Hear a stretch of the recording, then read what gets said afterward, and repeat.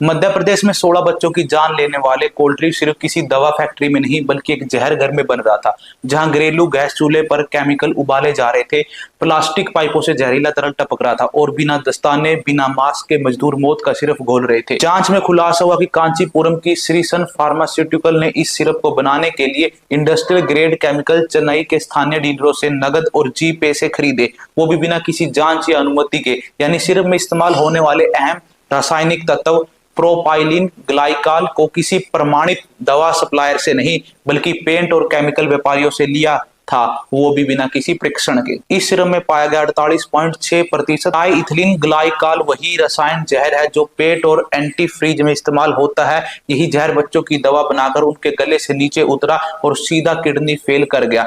इलाज के नाम पर दी गई इस दवा ने 16 मासूमों की सांसें छीन ली।